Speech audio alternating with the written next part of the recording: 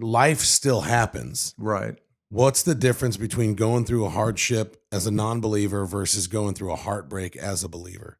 Oh, it's totally different because it's like you say, you're going, if you're not a non-believer and you're going through the hardship of a divorce or whatever, so then you start blaming God for the events that are happening. But it's like you say, it's life. When you're a believer and somebody dies or you get a divorce or something, you know that you have that extra strength with God. You know, you don't like being in that situation, of course, but the bottom line is, you know, you're not there alone. You know, you're not there alone. And so it's 100% different. You know, that's the way I look at it. Before we get started, I wanted to give a shout out to our sponsor, Proper Creative. They help me with our brand content and, of course, making our swag. They're the ones that ship it out to us. That's Proper Creative. And they work with any type of business, whether you're a big corporation or a small business or even running it out of your house. They will work with you and they will help you and relieve a ton of liability and work from your shoulders. That's Proper Creative. You can follow them on Instagram, PROPR, or you can go to their website at PROPRLLC.com. Let Proper Creative help you build your brand and sell direct to consumer, regardless of the size of your business. Proper Creative is definitely a good choice.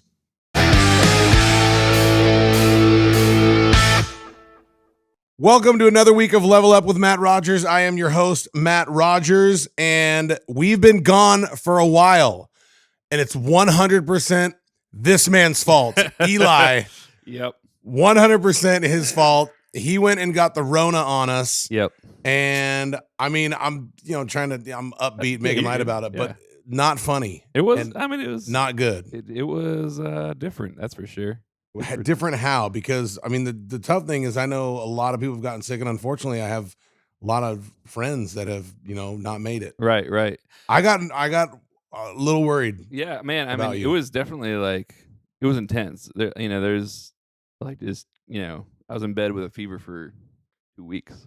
And the week after that, I was exhausted. So it was just like, definitely, there was times when I was like, oh man, like if it gets worse than this, we're going to the hospital. I mean, I did go to the hospital. I went to the ER, and got some fluids and all that. But yeah. So what did you do and what did you not do? Because you and your wife, Liz, you're more of a natural, holistic type people. Like you don't take shots. You don't take Vaxes. You are more of like, hey, I don't want a Tylenol. I'm going to smell this lavender. Like, what did you do? Man, my wife, like, she just went for it. She went to the I don't know, vitamin shoppy, and the shop, SHOPPE, exactly, Shoppe, and she just like got every supplement that she knew would help. And we have some friends that are in the medical industry, and they're also very natural minded. So get this, that, and the other thing. And I was taking 15, 20 capsules a day. But you did not do monoclonal antibodies. You did not do ivermectin. You did not do hydroxychloroquine. Right. You didn't do any of that. Didn't do that. Mostly because we didn't have it. I mean, we had... Would you have done that? Because obviously that's a big story. Like with Rogan, he did all that, and he was like, I'm good. I mean, I kind of at the point, like, whatever we need to do, get it, get back. Because I also, I got it on a Sunday morning. I felt like, okay, I'm getting a fever. And I was like playing drums in church. And then by that night, it was like full-blown fever and everything. And I was like, oh man, here we go.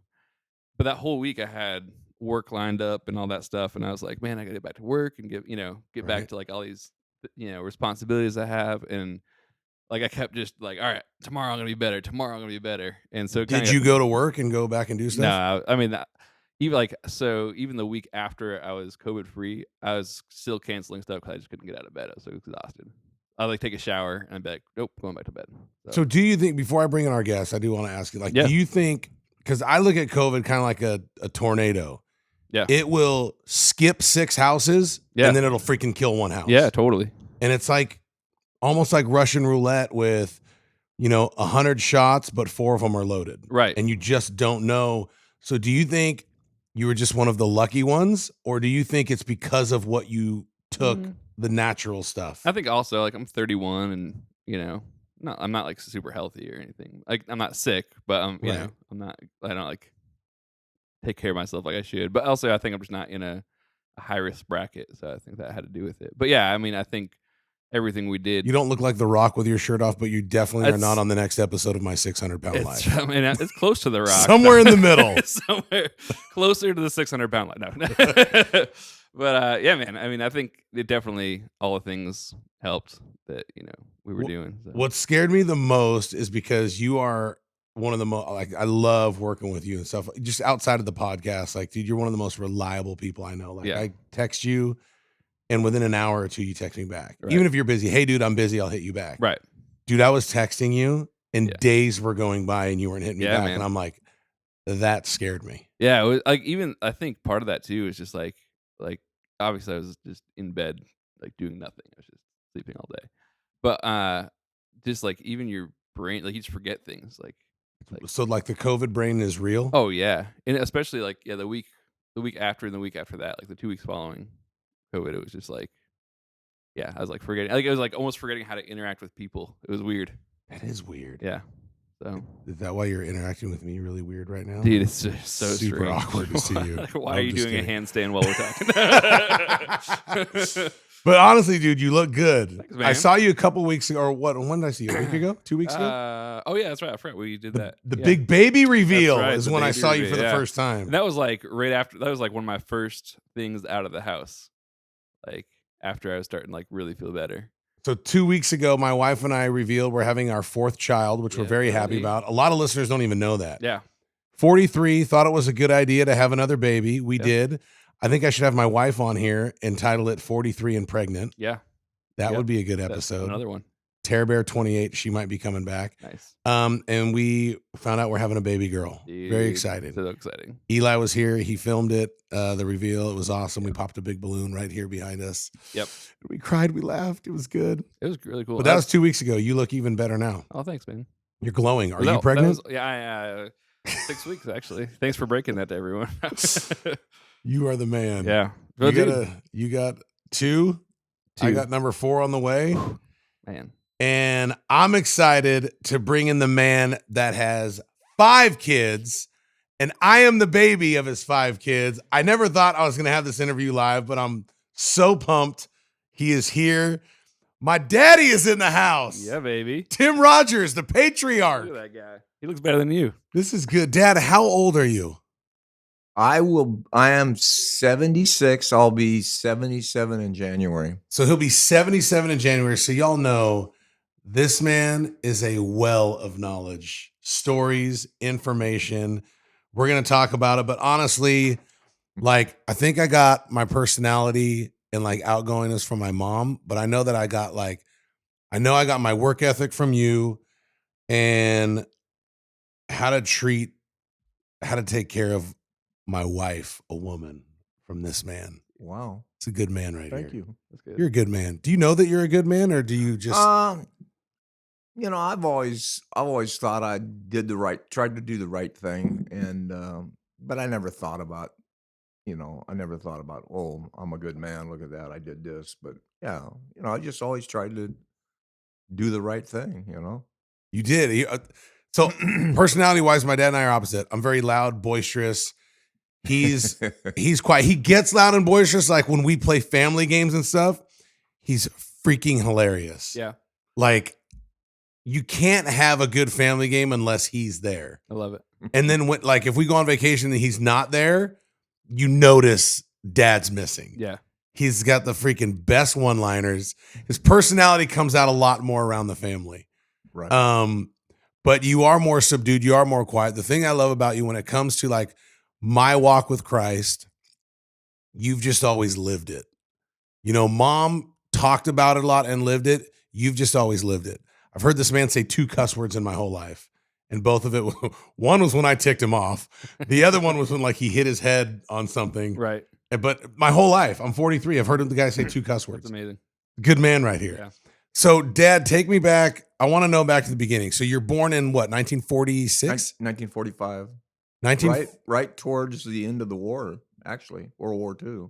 Wow. I think the war ended like in August. Mhm. So I was a war baby. You were a war baby, and you're not the baby. You had how many brothers and sisters? Because one passed away at like 9 months old, right? No, he was very young. He was probably I really don't remember that much, but I think he was like maybe 2 months old at the max, and he passed away of spinal meningitis. Which, So yeah, back in the day, we didn't know back that. in the day, I guess a lot of kids passed away that way. But I was the third of 10. Third of 10. So Aunt Rita is older than you, and then Uncle Tommy's the oldest, or is Rita the Yes. oldest? No, Aunt Rita's the oldest. Rita's oldest. Then Tom, then me, then Buddy, then Marianne. Marianne. Then Beverly. Then let me get this right. Then Elizabeth. Everybody calls her Betsy. Betsy. Oh, I missed Joe. Joe, the one that passed away. So I think he might have been the fifth. I think he was born after Buddy. And he Okay. passed away. And then Elizabeth, who's Betsy, and then Susie. And that's the 10. So I think I got 10 right there, right? Yep. And my Uncle Buddy, he passed away about 4 years ago, right? Yeah, I think it's 4 years ago. Uncle Buddy was the man. I think you're a good looking dad, but I think Uncle Buddy was the best looking out of Yeah. everybody. He was smooth, and He was smooth. he had a hard life though, man. He was a Vietnam vet, but hands down, just an awesome uncle. I still have a box that he gave me about 2 years before he passed away. He followed my football career and just Yeah. cool letters and stuff from him. Yeah. So, Buddy was a good brother. I mean, he had a lot of problems after the war. right. A lot of them Vietnam vets, when they came back, they weren't treated like vets now. I mean, Right. because that was a bad war, that Vietnam War. That Yeah. was bad stuff. People, rioting in '68, burning their draft cards, burning the flag. That was just a bad scar on America. So when that happened back then and you see that stuff happening now, is it the same or is it different? Because we see people burning flags now and we're like, how could they? And we think it's new, but they were doing it 50, 60 years ago, right? Yeah, well, most of it was, kind of started by people that protesting the war. They didn't want to get drafted, and it was like a chain of command. All the blue collar people were getting their draft numbers called. And actually, in fact, I actually went down to the draft board and went to the induction center, Oh my and I was gosh. gonna probably get drafted, but I was in the start of my career. I was in apprenticeship school, Mhm. and I was married, and I had 2 kids, so that got me out of the war. My Really? my apprenticeship coordinator pulled some strings, and I would not have been a good soldier. I can tell you that. How come? I don't like guns, for one thing. I don't Right. like guns, and I just can't see myself being a soldier. I might have been trained to be one, but I couldn't. Now I couldn't see myself ever being a very good soldier. So what did you like? I mean, since I moved to Tennessee, like not that I like guns, but it's fun to shoot guns and stuff. And I have a ton of guns in my safe over here, just for protection and hunting and stuff. You never were that. Like you and you never took me shooting. You definitely took me fishing. Right. You are the ultimate fisherman. What were you like when you were younger? So if you're born in 45, 55, 65, so in 65, you're like in your prime. You're 20 years old, right? Right. What were you like? Because you were married and you had 2 kids before you even met, my mom. Yeah. What were you like? I was actually probably pretty immature, to tell you the truth. I was just, I didn't, in high school, I never had a girlfriend in high school. Didn't go to the senior prom. Didn't go to none of the functions. All I wanted to do was work. My first job was, I like bowling. So my first job was keeping score at a bowling alley. Really? I would get going right after school, walk to the bowling alley, and they would start leagues at like 6 in the evening and 9. And I was making like, guys would tip you. I was probably making $20 a night, which was pretty good money, Heck yeah. And what is that? when you're in high school. Early 60s? You're 15, 16 years no, old? that's right. 60, probably 59, 60, 61, somewhere in there. Because I graduated in 63. So that was my first job, working at a bowling alley. And then I'd go back and help the mechanics in the back when they setting the pins and stuff like that. Pops didn't chase those ladies, Eli. He chased them greenbacks. That's right. You know what I'm saying? It's good. And in the bowling alley, did you have that sick left hook? Because Dad's a lefty. Oh, really? Oh, yeah. Man. Were you? I was pretty good. You know, me and Holly started bowling again about 4 years ago. She got me into the senior league, and you know, I could still every once in a while pound out a 230 game. You know, Come on, really? Oh yeah. But I mean, I'm not like I was when I was in high school. I mean, at one time I had a 194 average. My best score ever is a 184. So the Yeah. fact that you can still throw down a 230 something, that's legit. Yeah, and so but you were always an athlete because I look at old paper clippings and stuff, and you were good in basketball. Very. My whole childhood, grew up in church basketball leagues. You loved James Worthy, and we grew up in the Lake Show era. So Pop's always rocked 42. He loved James Worthy, but he would still have that Kareem skyhook. Yeah. We were. My dad had us very active in sports. All especially me, Buddy, and Tom. Tom played at La Mirada High School. He was a very good shooter. And Buddy was Buddy was probably the best athlete of all of us. Really, I didn't know that. Yeah, he was. I thought Johnny was. No, not John. Johnny's gonna listen to this and he's gonna get mad at you. No, John was a good athlete, but I think you Buddy, weren't as good, Uncle Johnny. You weren't as good as Buddy. I think Buddy actually, before he went drafted in the war, I think he was going to go to Cal State Fullerton and be a running back there. Are you serious? Yeah, he was very good. His team, he played for this team called the La Mirada Knights, and they won because we grew up later when we were in high school. We grew up in La Mirada. He played for the La Mirada Knights, and at one time they had won 56 games in a row. Dude. So they went to not a bowl game, but they got an invitation to go to Hawaii, and they played the team called the Nanakuli Seasiders, and these kids were twice as big as Buddy's team, and they got routed. But I think Buddy scored 3 touchdowns in that game. Dude, that's cool. He was really a good football player. Do you think had he not got drafted, it would have been way different? Or did he want to go to war? Or did he get drafted? He just got drafted, and he Buddy was the type, he went to boot camp and made staff sergeant. Dang. So then when he went over to Vietnam, I heard stories from him. He went to Vietnam, and he got a Bronze Star, and he actually got, I don't know what different, they have different segments, of the war, and he got his whole unit got pinned down, and they were in a crossfire. Front, back, they couldn't, no way out. And all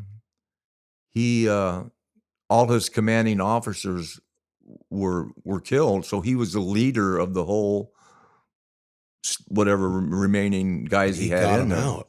And they got him out of there, yeah. But if he was the leader, then he got them out. Almost kind of like a Forrest Gump, got his troops out, right? Well, he's actually at his funeral, they had a clipping. My sister Rita had a clipping where he actually had 2 guys die in his arms. And at the war memorial, just 2 weeks ago, they had a war memorial there in Corona, and they had the 2 names of the guys that that died in his arm. One guy's name was Ronnie Pimental, I think. I forget the other guy's name, but he saw a lot of bad stuff over there. He did, but as a kid, I never saw that of him. Every time I would see Uncle Buddy, was normally at the Christmas party stuff. Yeah.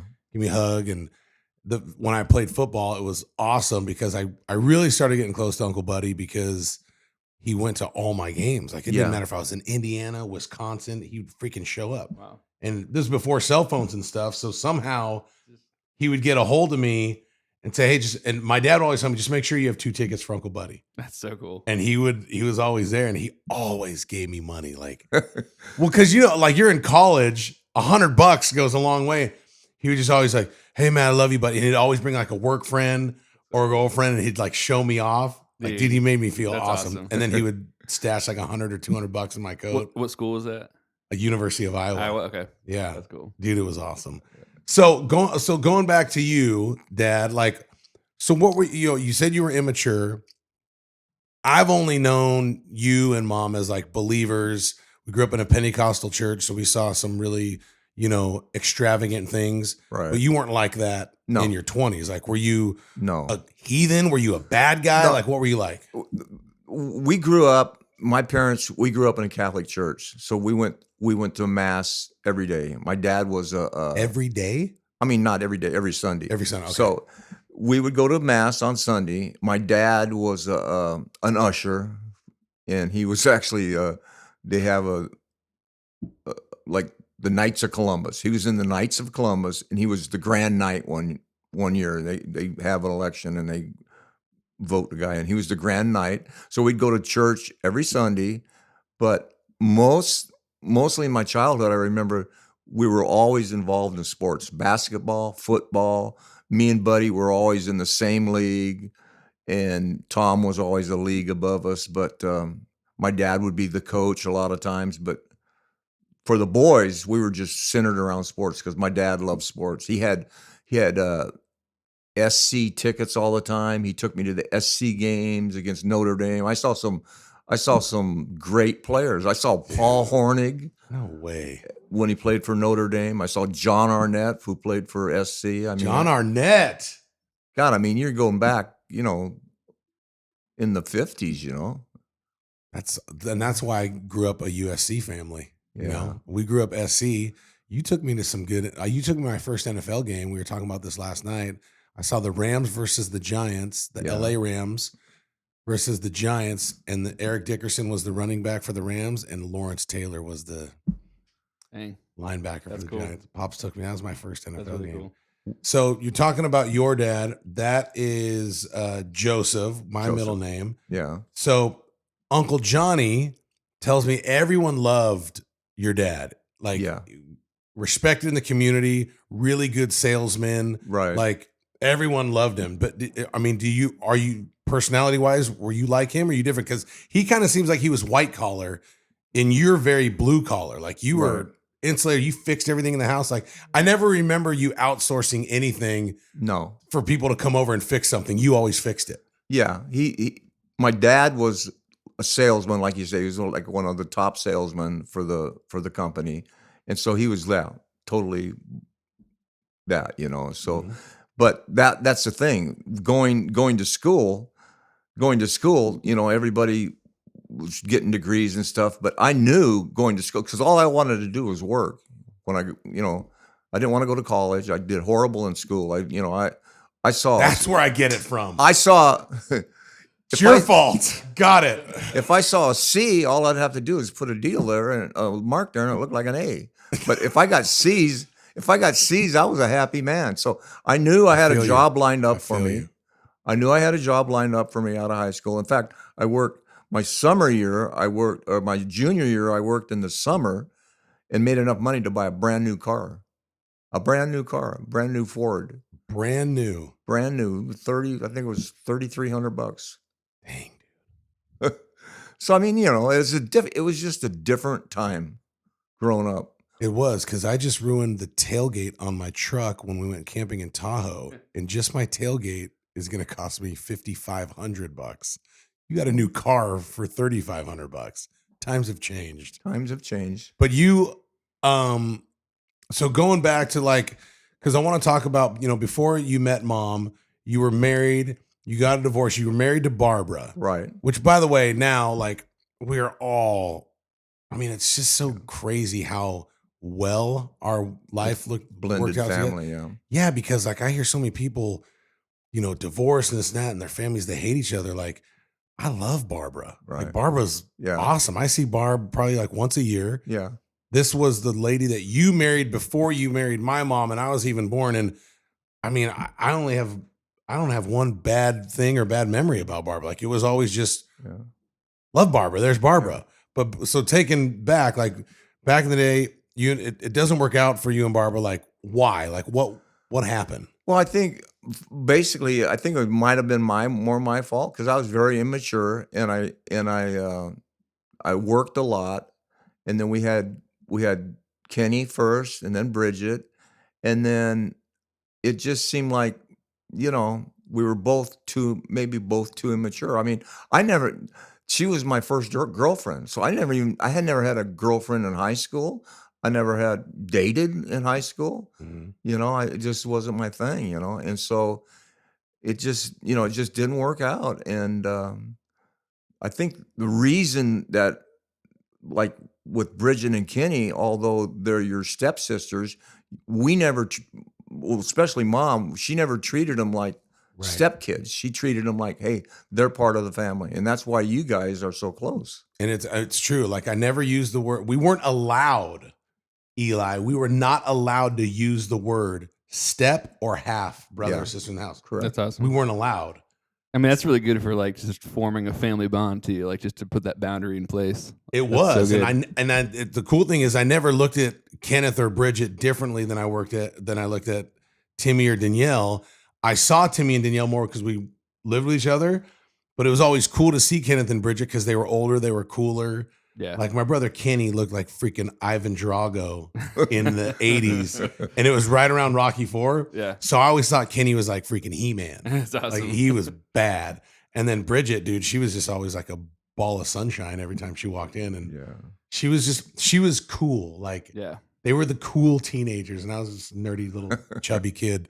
But you did a good job, because I never looked at them as halves. I always looked at them as older brother, older sister. Yeah, we included them in everything. In fact, in the summers, they spent a lot of the summer at our house, almost all 3 months, you know, and they didn't want to go home, you know, because they loved being around you guys and loved being around Mom, you know, because she treated them equal, you know. There was no favorites. So how did that work out? So you're married to Barbara, you have 2 kids, and then, you know, you see Mom. How did you meet Mom, and like the divorce and marrying Mom and all that?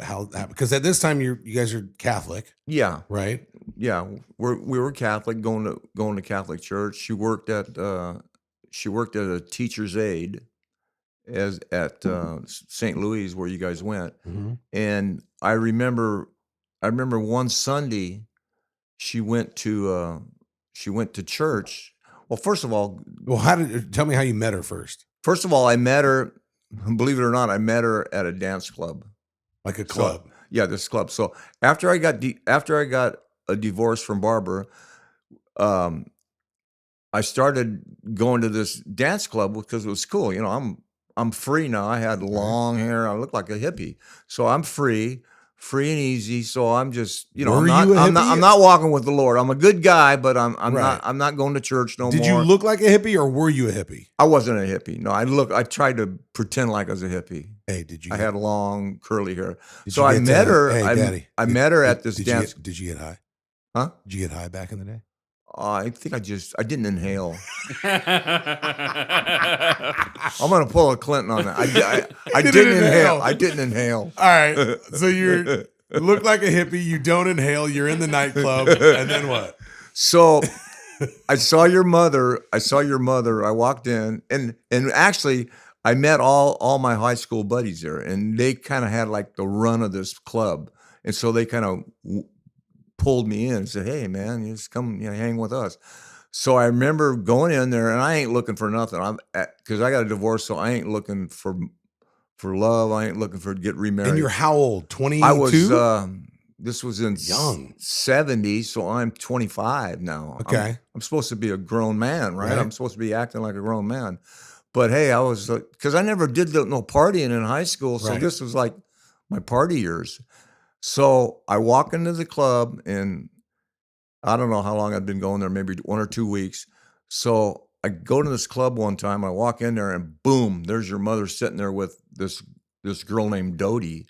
And so I'm thinking, how am I gonna, and I was pretty open then. I was dancing with people and stuff. Right. So I go, how am I gonna get her to dance with me? Because she ain't gonna dance with me. She's too good looking.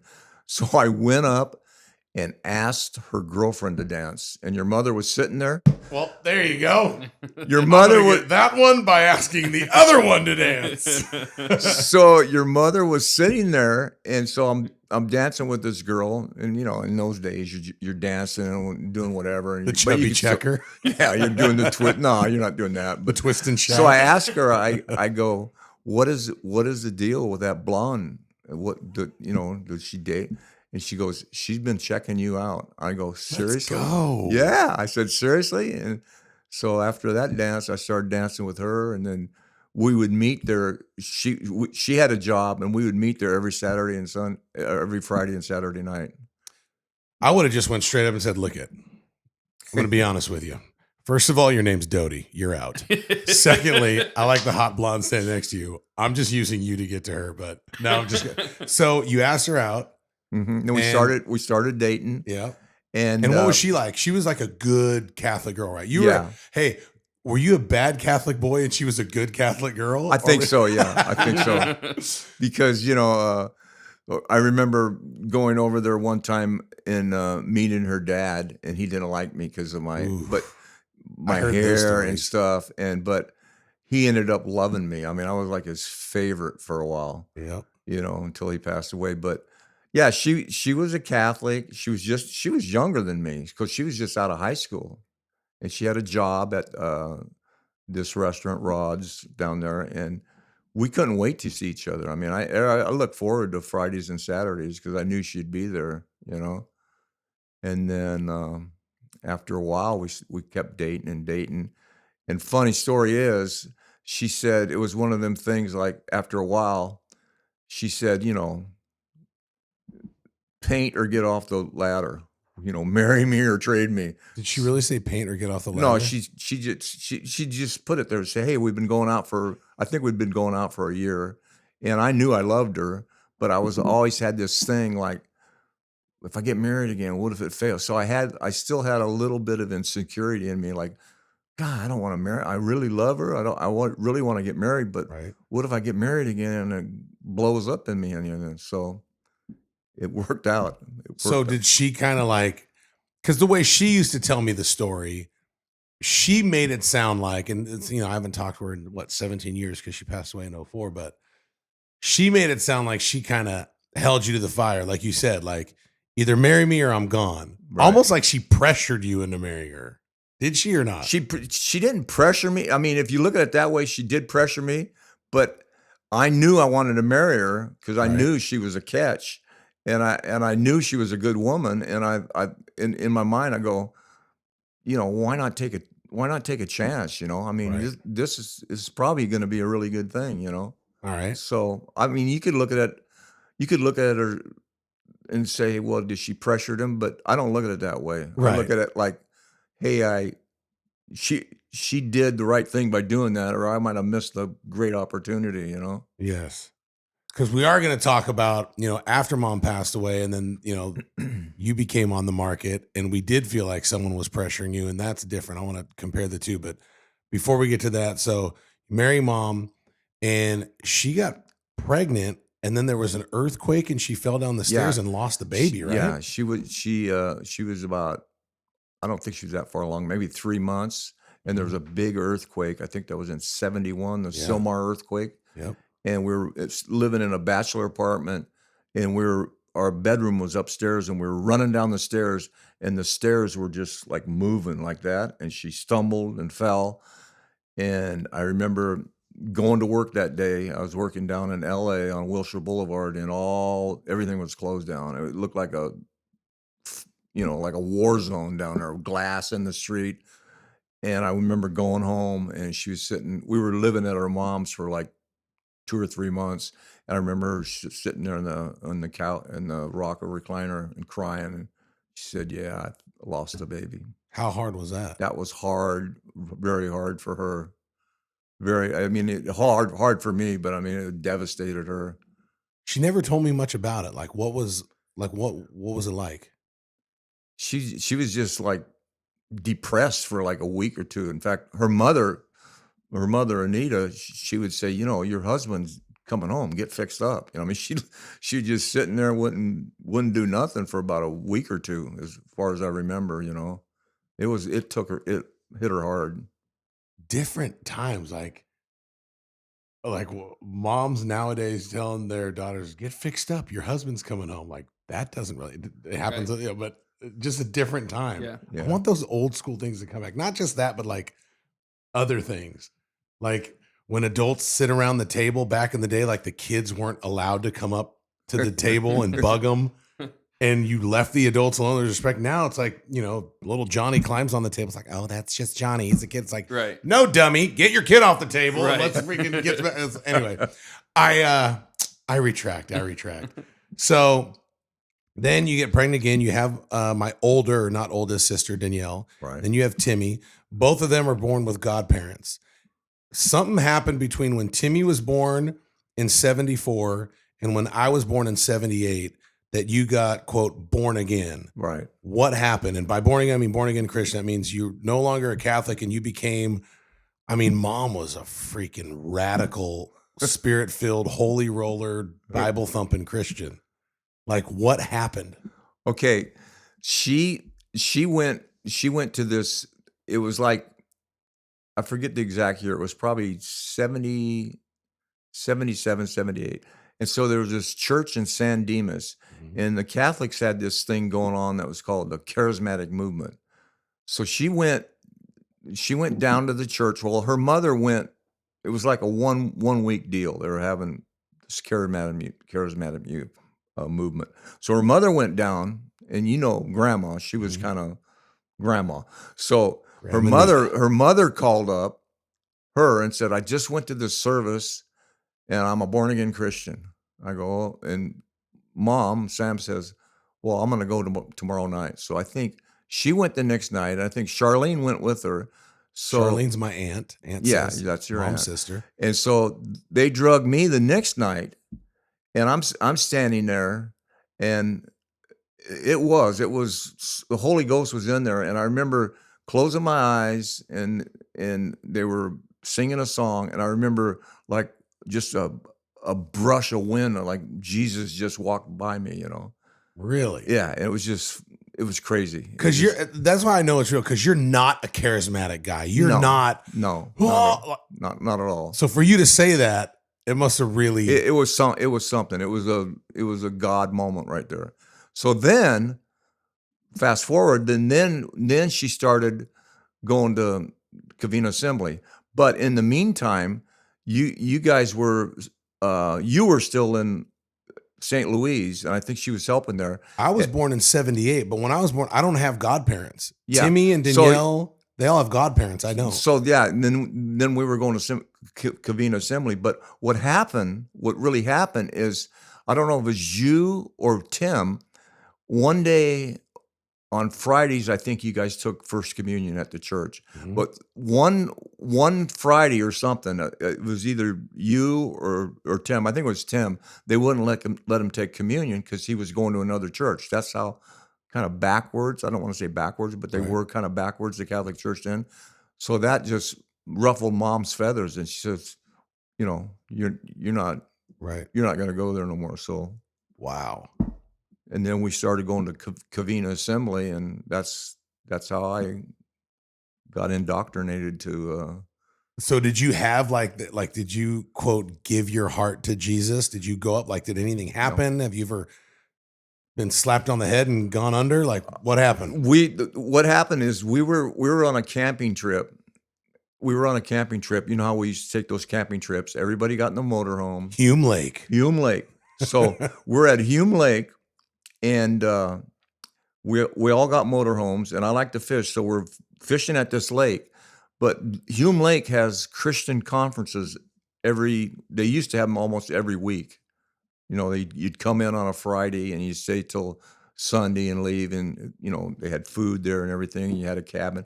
So we were there. We weren't with the Christian group there. We were just sitting in our campers fishing. You guys were the outsiders. And so I go to the convenience store there, and I want to get a 6-pack of beer, you know, because I'd still have a couple beers now and then. Right. So I went in there to the Christian store, and I asked the old elderly lady there, I says, where's your beer? And she said, oh, honey, we don't sell beer here. I says, okay, cool. I Oh, you grabbed poor soul. We don't sell alcohol. Bless Yeah. your heart. Yeah. And so so I, grabbed a 6-pack of Coke or whatever. And so that was on a Saturday. So Sunday, somebody heard through the grapevine, hey, they had a church there too. So we all went to church. I think it was Charlene, your mother, and I think Bob was there, your Uncle Bob.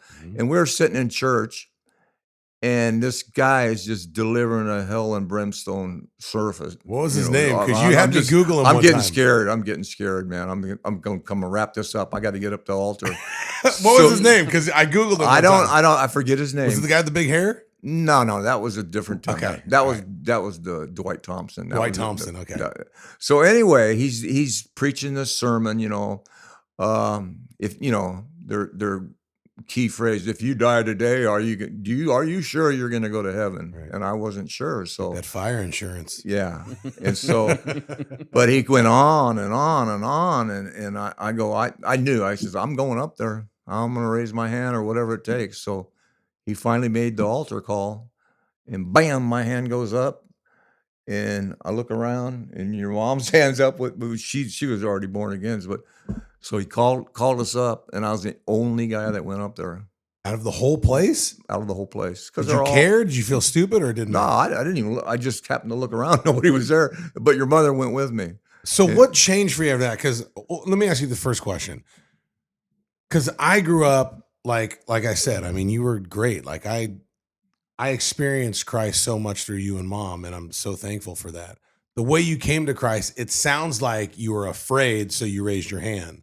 And then the Bible says it's the goodness of God that leads people to repent. So this is, I guess, a challenge I have. It's like, on one hand, it worked because you went up, you gave your life to Christ, and you lived differently. But on the other hand, it's like, you don't want to scare people into Christianity. So was that a good technique, or is it not? Like, what do you think now? Well, it worked for me because, I mean, I was a good, a lot of people say, well, I'm a good person. I do this. I give to the poor.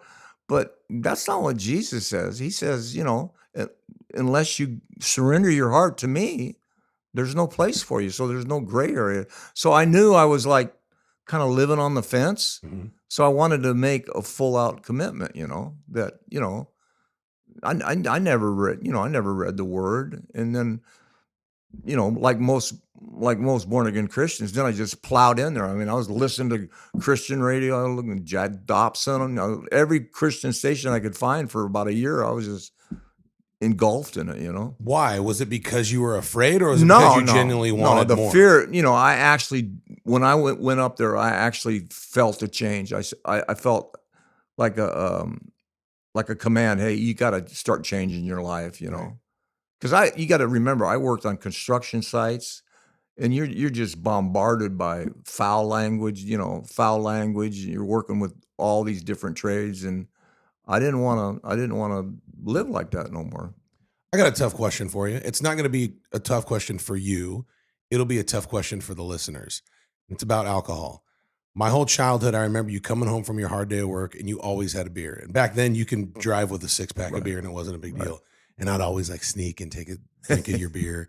And then, of course, I drank a lot through college and stuff like that. I didn't have a problem, but I mean, I've been drunk, more times than we can count, probably, Dad. But anyway, today I don't really drink at all. Like, I think the last time I've been drunk is a long, long time. And now I could really say that I don't drink. It's not for me.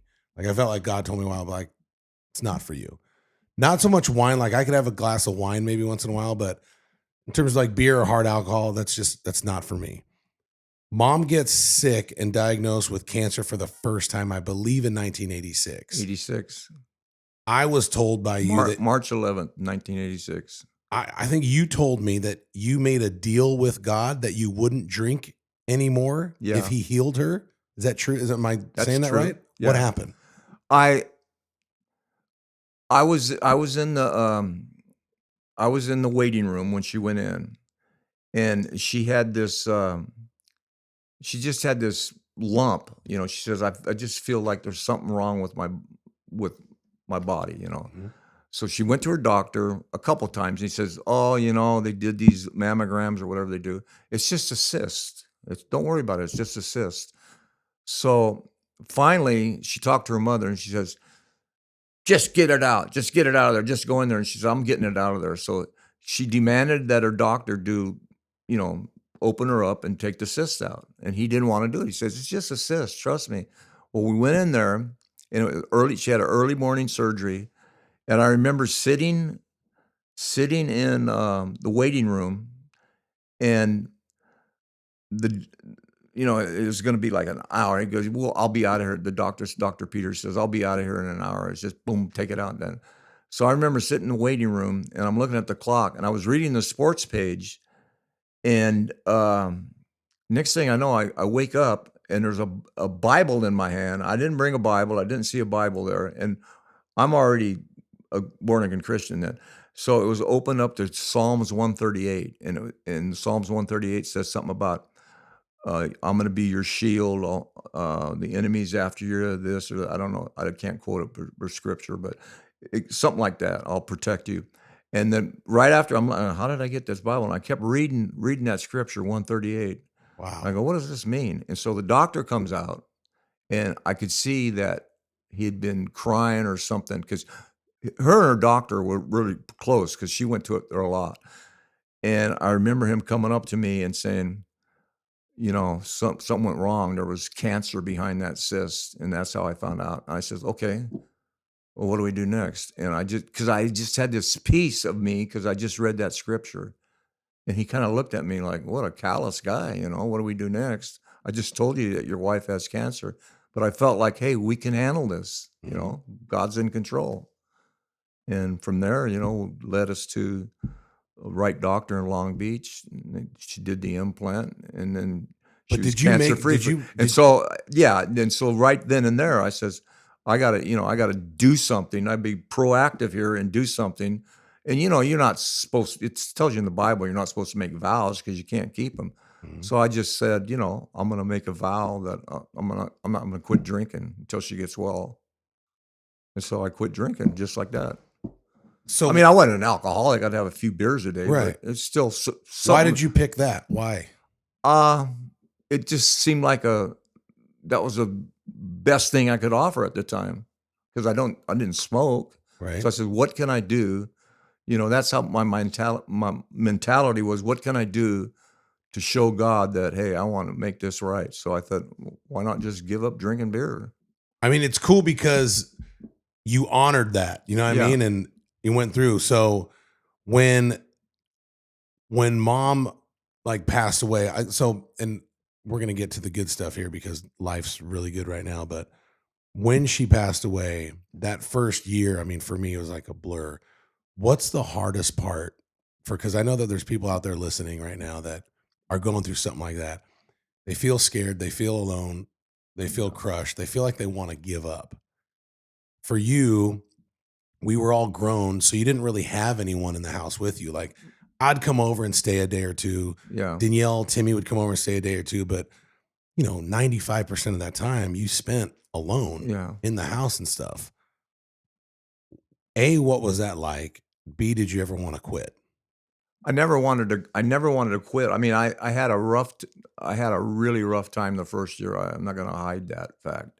But it was just like, when somebody passes away, I'm not trying to make this sound like melodramatic, but there was like her spirit was still in that house for some reason. I mean, I would go. I remember I would go. I still had her clothes. Didn't get rid of her clothes yet. I'd go in the closet and I could smell the fragrance of her perfume and stuff, and it would just bring a smile to my face, And Danielle, I remember Danielle staying there for right after she passed away for maybe 2 weeks. And I remember thinking to myself after about a week, I'm thinking, Danielle, you're married, you got a husband at home. You need to get home and take care of business. But I actually started hospice works with you. So this lady from hospice wanted me to go into grief counseling. And I'm going, I've been dealing with this for 6 years. I don't need to go and listen to other people's story, how they're getting through life. Right. I said, I think I can do this on my own. And she says, "Well, can I pray with you at least?" I says, "Of course." She goes, "Because you've got to let all the tear, you got to let all your emotions out in tears and stuff like that." And I Which I'm says, sure "Yeah, you did, because didn't you cry a lot by yourself? yeah, I Okay. did." And so I says, "Yeah, I would love for you to pray with me." So she started praying with me and saying this beautiful prayer, and she started ending up her prayer, and I remember saying, "Well, you did your job. You got me bawling, so I guess I Right? don't need to come in." So she told me, she says, "One thing that's I find that's good for people, especially men, because men don't do it." She says, "Start a journal and document each day or write in it once a week." So I started writing in my journal, and it did help. It helped me. I remember writing in there, and for like a year or 2 straight, I was pretty frequent writing in that journal, and it did help, but, it gets easier year after year, the tough part is, holidays, first Christmas without Yeah. her, the first Thanksgiving without him, and it's everything's the first. Her first birthday, not being here, so but I then as it goes on, it gets a little easier. I read that journal for the first time about 2 months ago, Ooh, because I came and visited you at your yeah, house, and then you said, "Hey," like, you kinda you're like, "Hey, I've been writing journals too, and I've been writing this for 16 years." I'm like, "Dude, can I read it?" You said, "Yeah." I mean, dude, the plane ride home from California to Tennessee, I think the lady next to me thought I was having a nervous breakdown, because I don't think I cried that much since she passed away, and it was a combination between, reliving, those bad memories, but also I'm gonna cry right now. The integrity that you had through that process, the way that you took care of her, but also like the way that you relied on God during your deepest hours. yeah, Like, there were sometimes you'd write in there, you'd write stuff like, "I'm so lonely. I don't know how I'm going to get through this, but God, I trust you." yeah. Like, that's all you could say. What was the difference between, going back to, like, let's just say your first divorce, and you weren't a believer? We didn't talk about it too much. We kind of breezed over it, but I'm sure that was tough, versus, losing the love of your life after 30, how many years were you married? 30, 34 years. 34 years, but you're with God, because it's still hard. Yeah. And I think a lot of people nowadays, like, they kind of incorporate God into their life because they think they're going to have a better one. Or they kind of like, well, I tried that Jesus thing, but it didn't really work out Yeah. for me because so and so died, or this person still got sick. It's like life still happens. Right. What's the difference between going through a hardship as a non-believer versus going through a heartbreak as a believer? Oh, it's totally different because it's like you say, you're going, if you're not a non-believer and you're going through the hardship of a divorce or whatever, so then you start blaming God for the events that are happening. Oh, well, I'm this, I'm that, but look what God's doing to me. But it's like you say, it's life. When you're a believer and and somebody dies or somebody, you get a divorce or something, you know that you have that extra strength with God. You don't like being in that situation, of course, but the bottom line is, you're not there alone. You're not there alone, and so it's 100% different. That's the way I look at it. What did you do to get through that? Because I mean, reading that journal, holy smokes, man, I there were some heavy days in the Heavy beginning. days. I had to just get up. I told myself, I says, you just want to, for probably 2 or 3 months, all I wanted to do was lay in bed and not do nothing. Ugh. I mean, it's the worst. And so I just told myself, I started telling myself, get up and do something, even if just get in your car and drive somewhere. And then also, what really helped me is because that was a tough year because I lost my mother-in-law in Grandma Nita. We lost her in April. April, and then mom passed away in July. And I remember her saying, if anything ever happens to me, make sure you take care of my father. And so then he passed away in October or November. But I remember for the first 6 months, that also helped me because I would go over to his house, Mhm. and he was in a assisted living, and I'd take him for rides and stuff, because your mother said, "Promise me that you'll take care of him," so I did what I could. I'd go over there 2 or 3 times a week, so that really helped me, getting out of the house, getting in the car, taking him and got my mind off of what I was going through because he wasn't in very good shape either. When how long did it take? I know you probably can't put a specific time on it, but like I guess I'm asking how long or when did maybe like the depression lift to where because you and mom would drive up to the mountains a lot and you would Right. fish. You love fish your Yeah. whole life. You love Yeah. fishing. Always have, yeah. Maybe after she passed, I don't know. I'm asking this. Maybe after she passed away, like things just aren't as fun anymore. Maybe you don't want to go fish. You know what I mean? Like No. things that you used to do, you just don't really want to do anymore. Did that happen to you?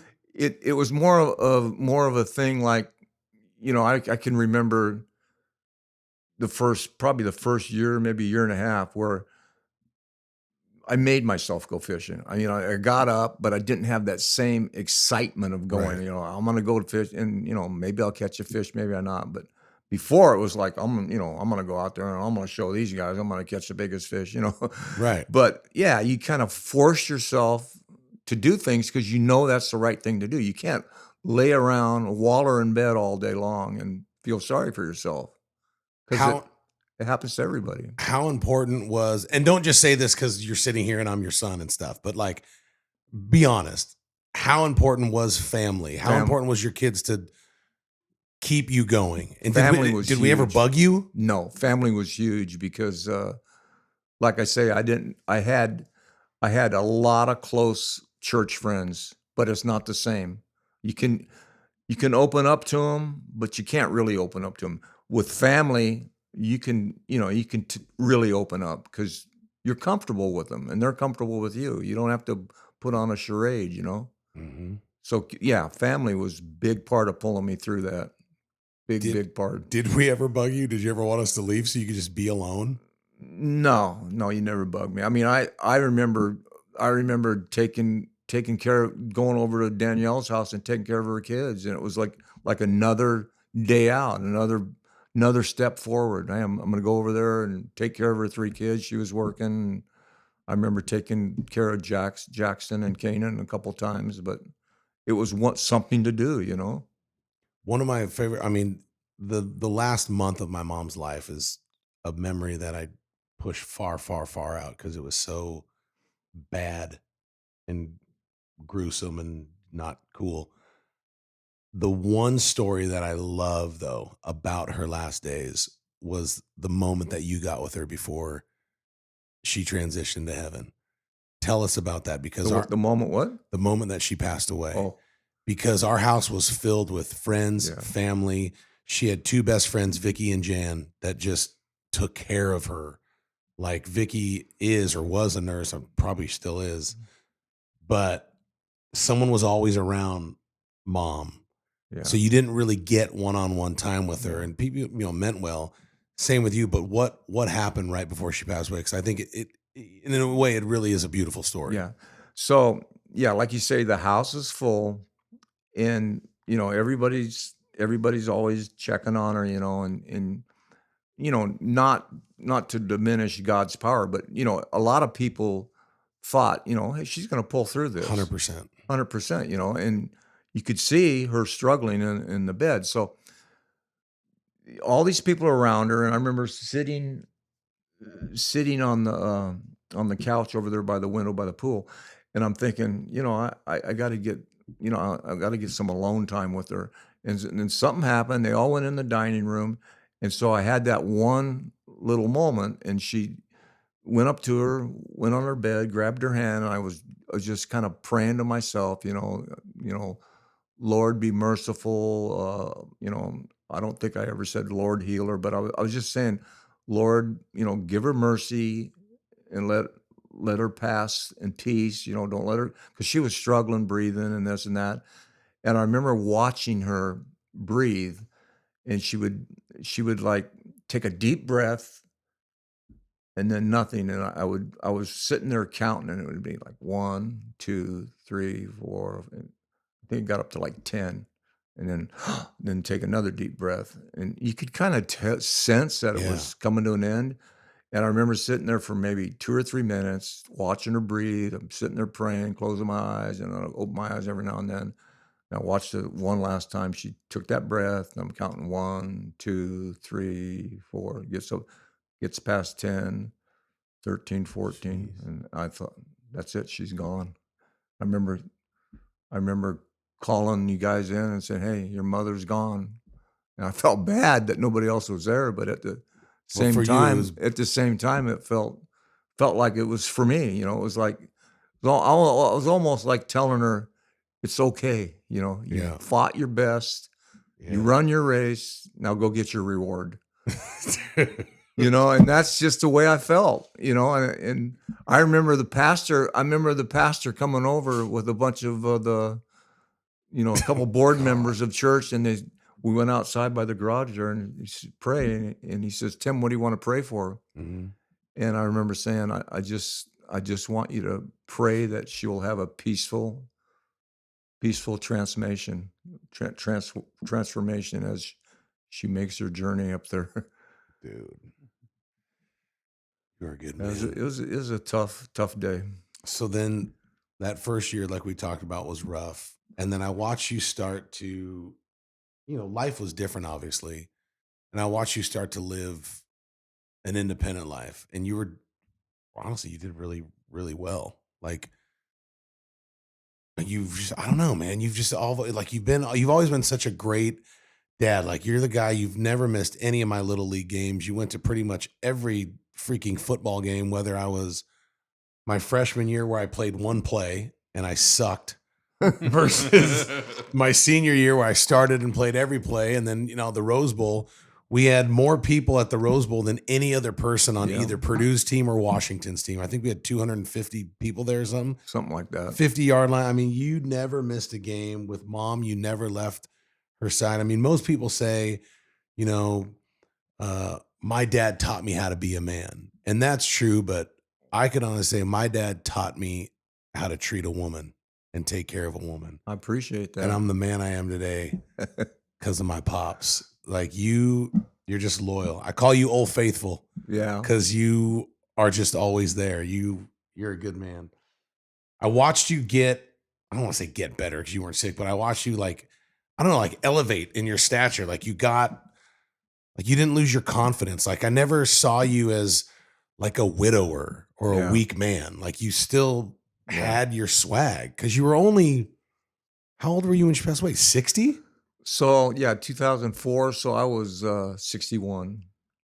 So It's 61 years old. Yeah. I mean, that sounds old to some people, but No. 61's not old. Like, Not in these days, no. and you told me straight up, you said, I don't want to be alone. Like I still want a companion. I want a woman. And Right. us and the kids always wanted that for you. And we'll end here in the next probably 5 minutes. But at first, a woman, and out of respect for her and other people, let's call her Sally.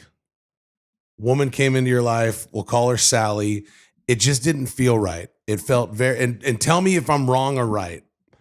It felt forced. And I remember having conversations with you. You're like, and you would always say, I'm lonely. Well, I'm lonely. I like her around. She's fun, but I'm lonely. I think I'm going to marry her because I'm lonely. And I always felt like loneliness should not be a motivation for marriage. That's Love true. should be. Yeah. What happened? Like, kind of talk about all that, like what she did, why she was good, and then we're going to get to where you're at right now, which is phenomenal.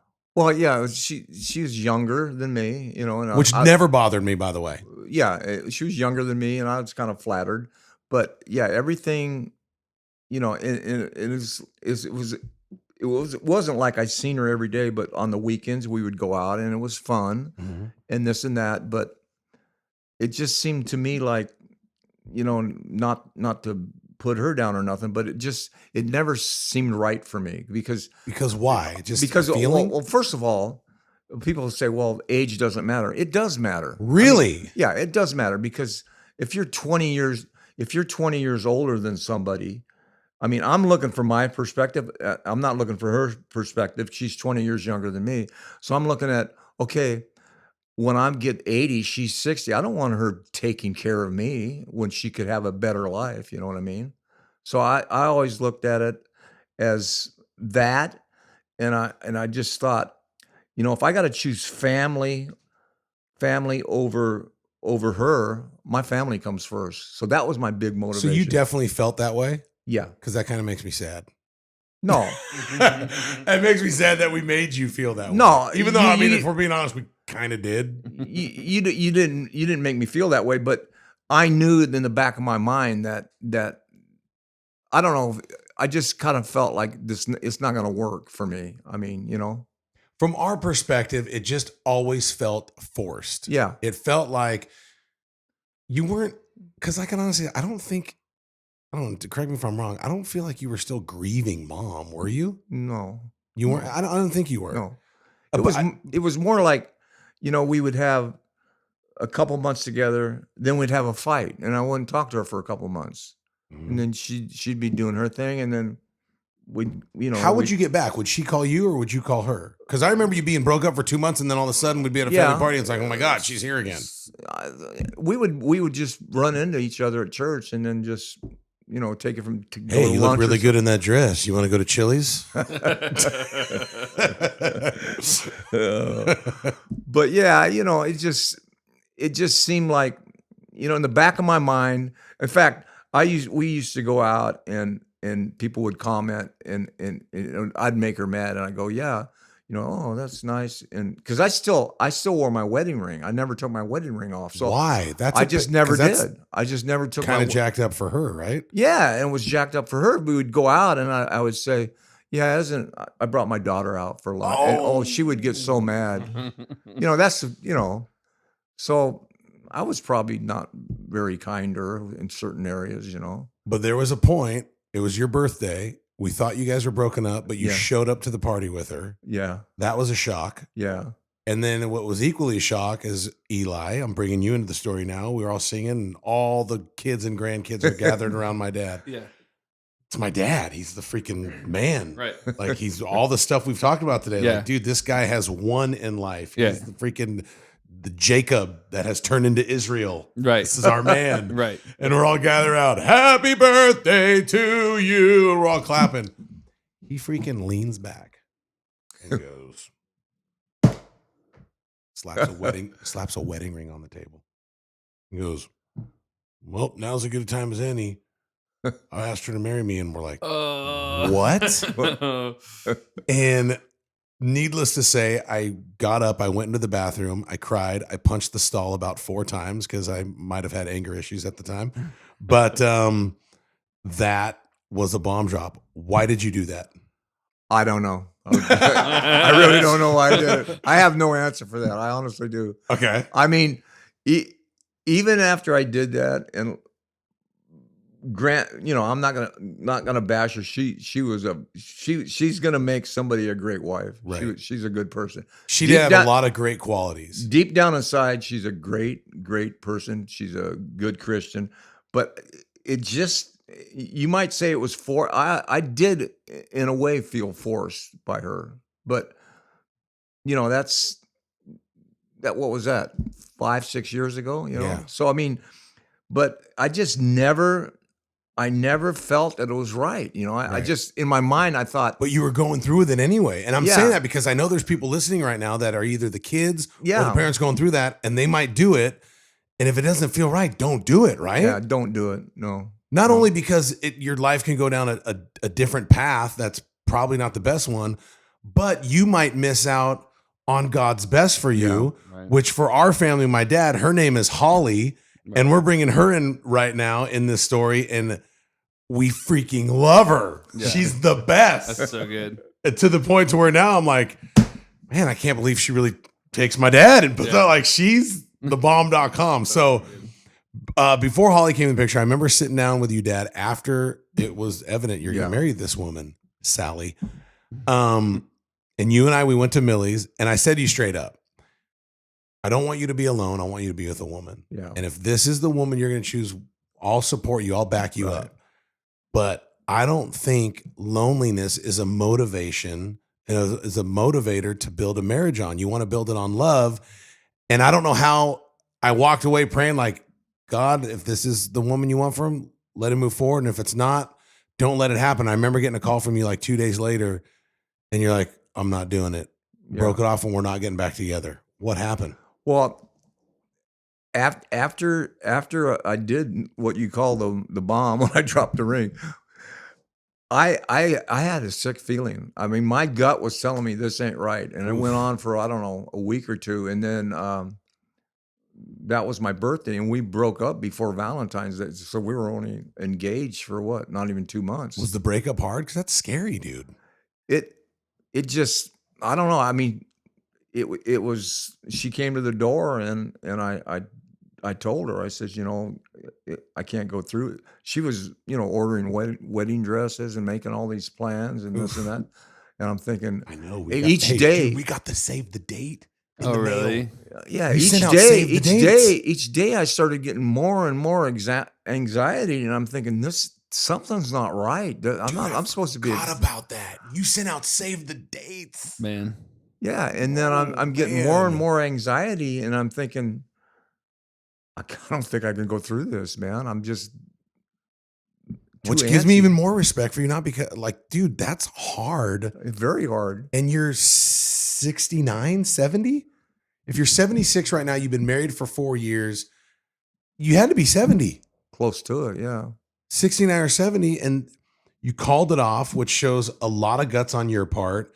And then I remember you after that, you were kind of broken. You were like, I'm done. Maybe a woman's just not my future. And that made me sad because part of me is like, well, I'm the reason my dad's going to be freaking by himself. So I started pushing you, and I remember having a conversation with you, and I said, Dad, get back in the game. I said, get back in the game, dude. It's 2014, 2015. Like, times are different. You got to get online. And you're like, I ain't doing that online stuff. I'm 70 years old, and there's weirdos out there. And I remember talking with you. It's like, yeah, there are weirdos out there, but there's also good people.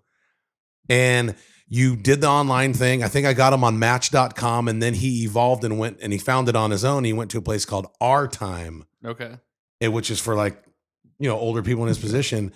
And he went out with a couple weirdos, and I would talk, like, it was fun. Like, Dad, how was the date? It was all right. She was ugly, but she was nice. And then it was like, she was really good looking, but she's not it. And one night he comes home, and when my dad's mad at me, he calls me Matthew. Day to day, he calls me Matt. And when he's excited, he calls me Maddie. Nice. And he comes home one night, and I was staying with him a lot. Yeah. Because I was traveling. I don't know what I was doing, but I remember when I would fly in, when I would do Home and Family and stuff on Hallmark Channel, I would stay the night at your house a lot. Yeah. And he comes home one night, and I was waiting because he went on a date. And he comes home and he goes, I found her, Maddie. I found the one, Maddie. This is it, Maddie. And it was different. That's awesome. And I was like, who is she? Tell me all about her. He goes, she's beautiful. She's classy. She's smart. She has a family. She has a life. She's an ex-teacher. She's an ex-teacher, right? Yeah. She's an ex-teacher. Like, she's got 3 kids. They're good kids. They have grandkids. Like, she's got it going on. And instantly, that's awesome. I liked her without even meeting her because he liked her. That's so good. And then, so tell us how you met Holly and So what yeah. happened. So real yeah. quick, while he's doing that, look at me. Tell me a story, how you met Holly. I'm going to run here for 2 seconds. Go. Tell us about the night you met Holly and the date. Go.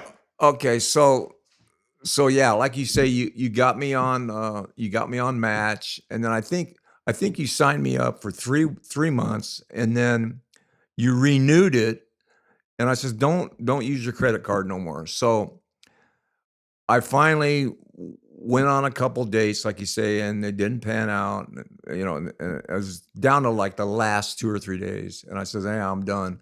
So I see her profile on the website, and something happened where we talked for hours on the phone, and then something come up to where I had to go somewhere or some family thing, and I tried to set something up with her, but I was going to be gone for a week.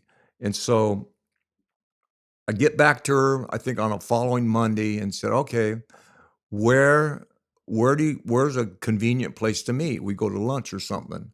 So we go to lunch at the Spectrum out there, and we're sitting there eating lunch, and I could see instantly through the phone call and through just talking to her that, yeah, there's something here. There's a good connection. So we're sitting there, we eat lunch, and I remember I just wanted to milk the day, make it last longer. So we're sitting there eating lunch. We get done eating lunch, and I said, hey, you want to go to get a cup of coffee? So we go to this other restaurant, get a cup of coffee, and we're sitting there talking, and I'm thinking, all right, I haven't done this in a while, so how am I going to ask her? What's the right protocol to ask her for another date? So I'm sitting there thinking, and we're talking, and so this was on a Thursday. I believe it was on a Thursday. Might have been a Friday, but I'm pretty sure it was on Thursday. And I said, so she was sitting across from me like you, and I said, so what are you doing this weekend? And she leaned over the table and said, I don't know. What am I doing this weekend? And so right then and there, I said, oh, yeah, I liking this. So we set up another date, and we went out the following, I think it was on a Saturday, went out to dinner. And I remember after dinner, we went on the Huntington Beach Pier, and we were walking on the pier. We're holding hands, doing the whole thing. I remember trying to sneak, our second date, I go, can I kiss her now? Yeah, so boy. Went in for one, and she responded, and I said, So as you're leaning in, do you wait? Like, do you see if she leans in too? yeah. But you knew, like, right? Yeah, I kind of knew, yeah. Was she affectionate right away? Like, was she holding your hand and yeah. like touching you, rubbing? Right. Like, Well, I did first, right when we went, right after lunch, we were walking through the Spectrum, and I just grabbed her hand, and she loved that because she's very affectionate. She's always wanting to hold hands. that's good. Even now, like, they've been married now for 4 years. I just love it. Like, y'all are staying, which is why you're here in person. You flew in from California to, watch your boy announce the Titans game. We took down the Chiefs. Oh. Shut down the Chiefs. At a huge Shut them down. Dude, Buried them. Freaking buried them. But they're staying in our house, and she's comfortable. Like, it feels good to see. Like, she likes my dad and rubs my dad, and like, what does she call you? Sugar or something? What does she do? What does she call you? She calls you like sugar, sweetie. Like, she's very affectionate, and it's a good. I don't know, man. It's a good feeling. Like, it's not a weird feeling. Yeah. It's not like with the other one. It was always like, who's this woman trying to take the place of my mom? Right. It's not like that. And it's not because I'm older. It's because it's right. Yeah. You know what I mean? Like, this is right. The other one wasn't. So like it feels good to see her do that, to my dad, to where the other one was like, Right. don't touch him. Don't you touch him. So how did you ask her to marry you? And I'm saying this because, like, I really do think it's going to encourage people who, whether it's a divorce, a relationship that didn't work out, or someone passed away and you think you lost the love of your life, whatever it is, like, there's still life after a broken relationship. Right. There's still life. And it doesn't matter how old you are, because you didn't meet Holly until you were 70. That's huge. Well, actually 71. 71. Yeah. Like, you found love at 71. Yeah. That's huge. Like, that doesn't happen. And I really do think it's a combination of your integrity, the man you are, your walk with God, but also making some tough decisions. Like, right. You made tough decisions. You were lonely and you wanted to move forward, but you made the tough decision. Like, one of my biggest pet peeves is when people that just sit back, well, God's going to be God and we'll see what God does. It's like, no, dummy. God's not going to pick and choose people for you. You got to make your free will choice. And that was tough for him. Yeah. And a lot of people do get married and base relationships after that off of loneliness. And it's not the best. Well, I think what you did, like when you put me online, I remember you creating my profile. Go, I'm not a technology guy. I don't know how to do that. And you go, what do you want me to write? And I go, just write what I am, because I didn't want to, you know, you read some of these profiles, you know, 65-year-old woman, oh, I go to the beach every day and work out, and I do this, and I go to the gym, and I go, how do you find any time to have any fun? You're always working or you're at the beach. So I just, you know, on my profile, I just said, you know, I have a family. I spend a lot of time with my family. I go to church every Sunday. You know, I didn't want to sound like a preacher, but I mean, you know, Right. so you kind of weed out the phonies, you know?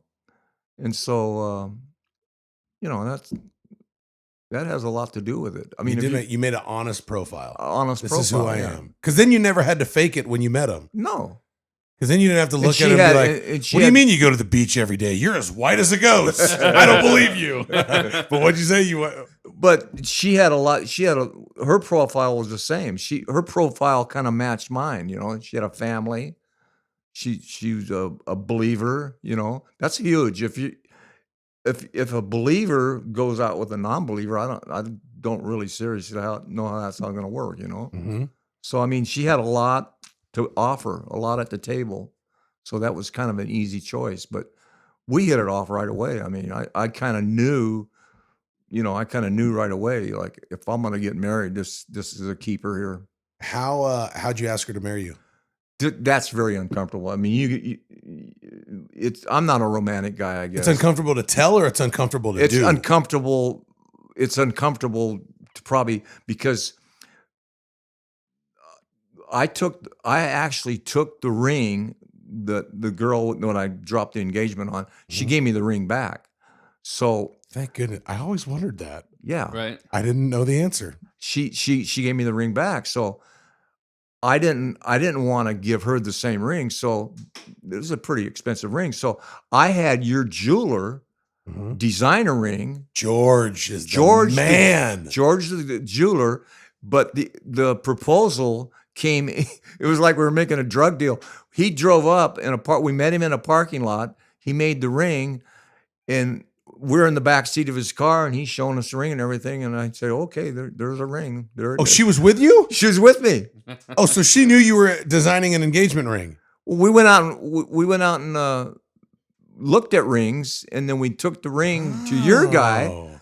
and he created the ring, and he made the ring for her. It was in the back seat of his car. It was like we're making a drug deal, and she always says, she always says, "Well, you didn't drop." You know, when we were a kid about it, I go, "Hey, we're not 16 anymore. I'm not going to drop on my knee and do all this." That's funny. Because, Yeah. you never think about it. Like, I thought you were going to, like, release doves on a bridge and No, we didn't you know, do that. lay her on a I'm sorry. bed of lily pads and just float away into the ocean as a married couple. But instead, it was a drug deal in the back of a car, and you said, "Here you go, toots. We're Let's doing do it. this." Yeah. And then I had the honor of marrying you. Yes. Thank you. How was it? The wedding. Well, you can see some of my wedding pictures. I got a big old smile on my face. It was a great. It really was a It good was a day. great wedding. She says she's really sentimental about that wedding. She says it was the best day of her life. That's so awesome. And it's so encouraging at 71, 72 years old.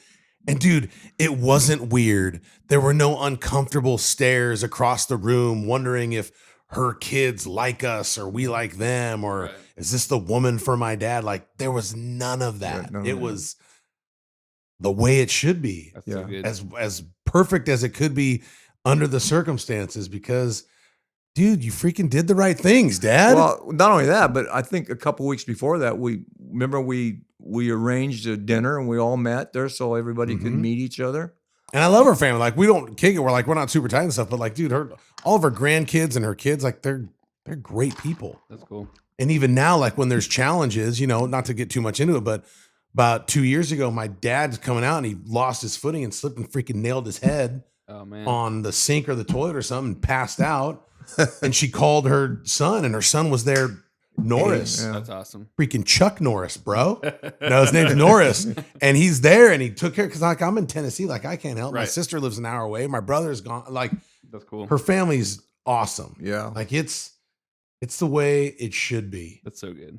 And so you're happy now. You're married. Very happy. Yeah. What's the best part about being remarried third time at 77? First was a divorce, second was a death. Now here you are. Like, what's different? What's good about it? It's